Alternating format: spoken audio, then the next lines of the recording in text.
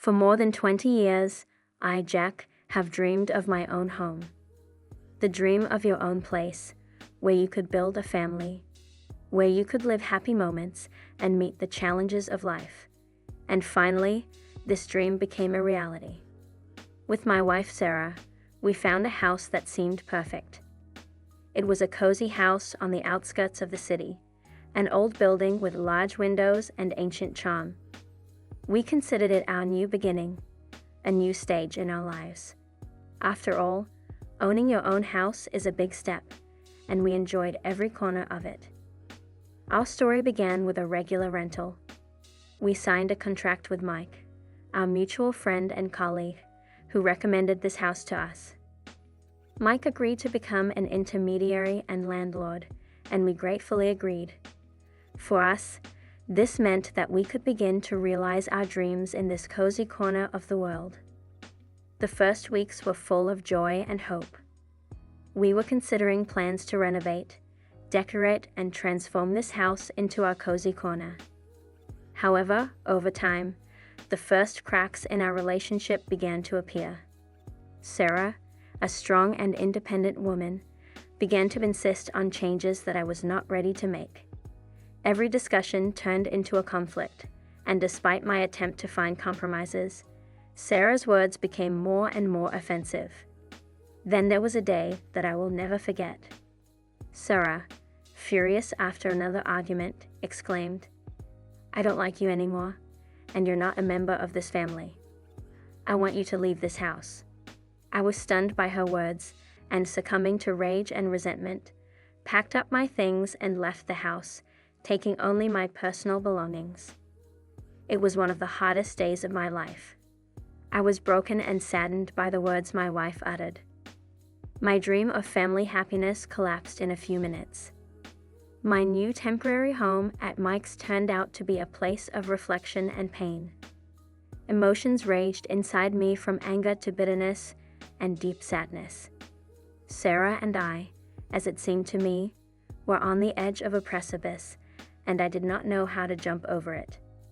Mike, my friend, was an intelligent and understanding person. He listened to me and tried to support me, but he himself was in a difficult situation, being between me and Sarah. The days passed in thought. I've been going over every word Sarah said in my mind, trying to figure out how we could have let our relationship get to this point.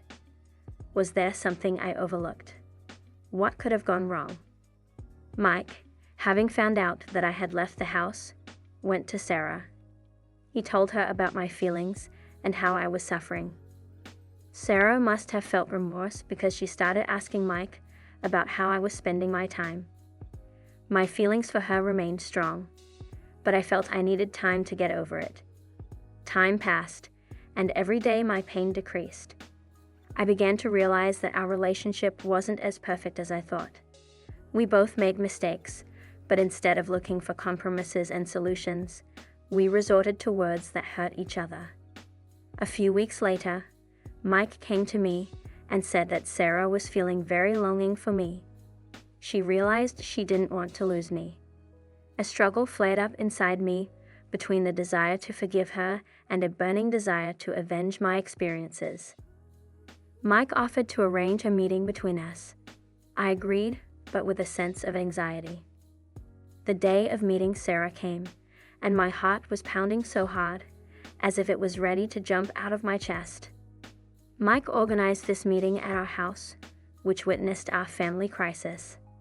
When she arrived, there was a tear in her eyes, and she looked tired and haggard. I felt a little depressed seeing how our marriage had come to such a point. We sat down in the living room, a place where we used to spend many happy moments. Sarah started the conversation by admitting that she had made a big mistake. She told me how she suffered from our separation, how it hurt her to realize that she had lost me. Her words sounded sincere, and I felt that she had been going through all these weeks. But at the same time, I remembered her words, her accusations, and the pain she caused me. I told her that my pain was no less. Then Sarah suddenly asked if I wanted to come home. Her offer was unexpected, and to be honest, I didn't know what to answer. I told her that I still love her, but we need to look at all aspects of our relationship and understand what we are both willing to do to correct our mistakes. Long and stressful days began with our meeting. Sarah and I tried to restore our relationship, but we could not forget the words and insults that we said to each other. Time passed, and it seems that we both began to realize that forgiveness is only the first step, and we need more to restore our relationship. Meanwhile, the mystery of the ownership of the house remained hidden. Mike continued to play the role of the landlord in front of Sarah, and she didn't suspect anything. Every time she paid the rent, Mike transferred the money to me. It was a strange game of secrecy, but it seemed to me that this was the only way to save our relationship from additional shocks. As the days became short and cool, we met in the evenings by the fireplace in our house.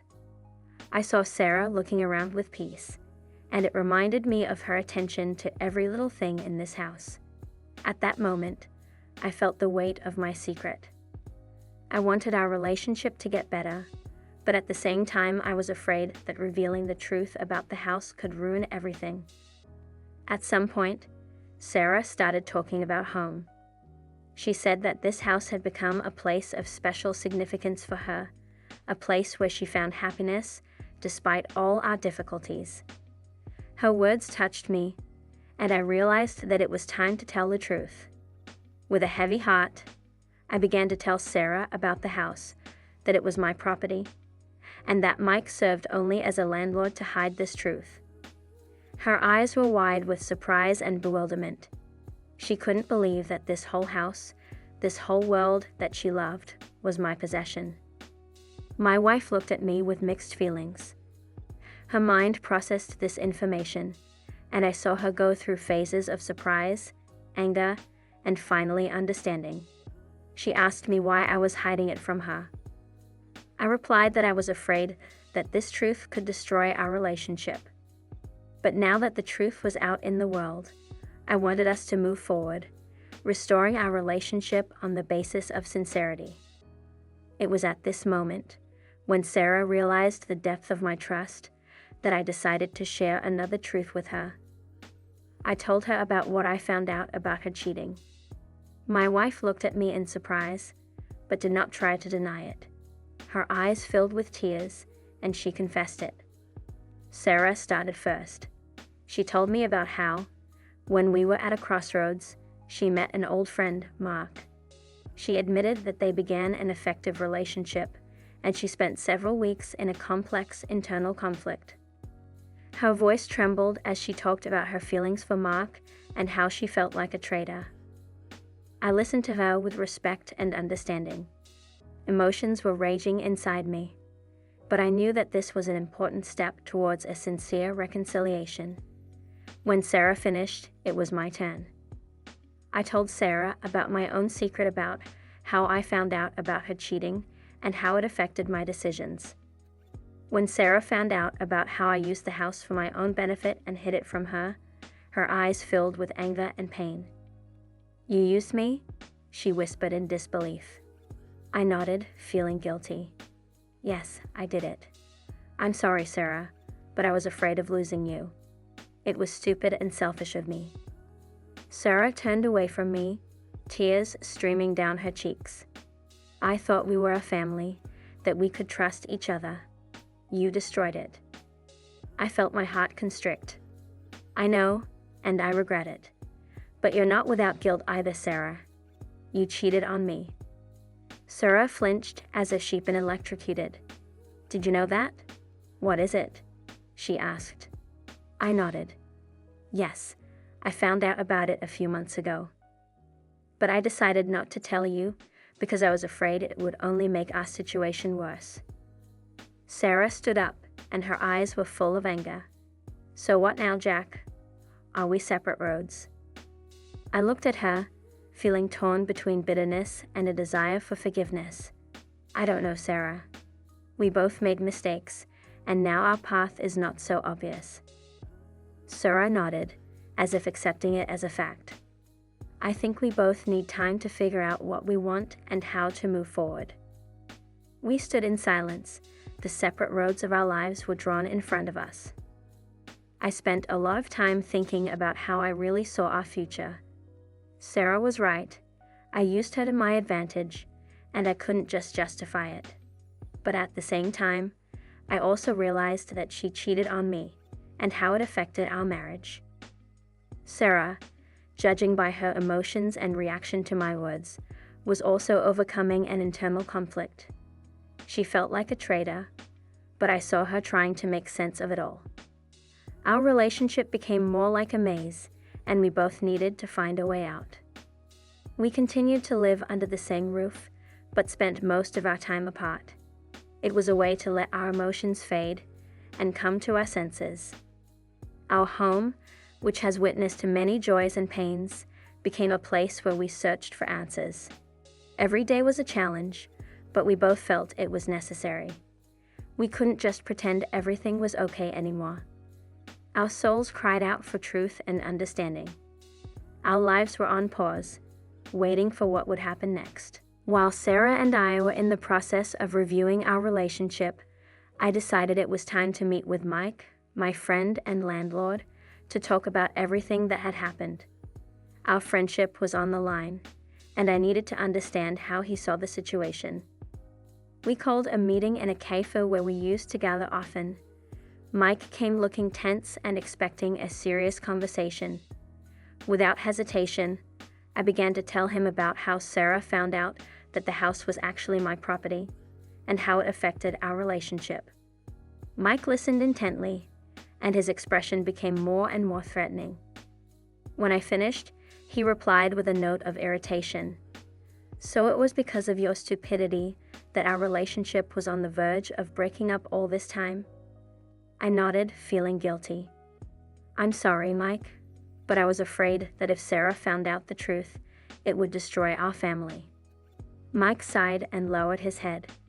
"I felt something was wrong myself, Jack. But I didn't know you were hiding such a secret." At this stage of our conversation, it became clear that Mike also feels cheated and betrayed. Our relationship could no longer be the same. Mike said that he could no longer afford to be the landlord of this house and offered me to buy out his share. It was a fair decision, and I agreed. When our meeting ended, I realized that I had lost not only a friend, but also a house that had witnessed many moments of my life. With the conversation with Mike and the change in ownership of the house, it was time for me to rethink my priorities and realize what I really regretted the most. Mike turned out to be not only a landlord, but also a longtime friend. The friendship that we had been developing for many years was on the wait. And when our conversation ended and we parted, I realized that most of all I regretted the loss of this friendship. The way I used the house could be excusable compared to the way I lost a friend. On the other hand, when it came to Sarah, every day my feelings for her became more cold and indifferent. I realized that I would not be able to forgive her for cheating, and the decision to evict her was final. Our relationship led to pain and disappointment, and I no longer saw a future in them. Thus, with the breakup of my friendship with Mike and the departure of Sarah, I entered a new stage in my life. The time has come for new beginnings and a revision of values. My life was in a difficult situation after the breakup of my relationship with Mike and Sarah. The attempt to restore friendship with Mike was short-lived. In the end, he decided to return to Sarah, and I was left without a friend and an ex-girlfriend. This period was difficult for me. I felt the loss of both, and it caused grief and loneliness. The time spent with Linda also ended, as she felt that our relationship was too complicated due to my emotional difficulties. Nevertheless, this period has become a time of reflection and growth. I started focusing on myself and my personal goals. I realized that it is important to learn how to be happy alone and develop my own interests. My life underwent a dramatic change again when Linda became pregnant. It was unexpected and exciting at the same time. We were ready for a new chapter in our lives, for new responsibilities and joys. With the birth of our children, our life began to be filled with joy and worries about small miracles. These moments have become a source of inspiration and new values. We learn to be parents and support each other at this important stage of our lives. Sarah and Mike, whose fate continued to evolve towards a breakup, also faced changes. The infidelities they experienced led to a breakdown in their relationship, and they decided to separate. Mike was going through a difficult period, but he was resolutely moving forward, trying to create a better life for himself. The birth of children gave a new depth to my life, and the development of events in the lives of Mike and Sarah reminded me that each of us should go our own way, look for our happiness and new opportunities.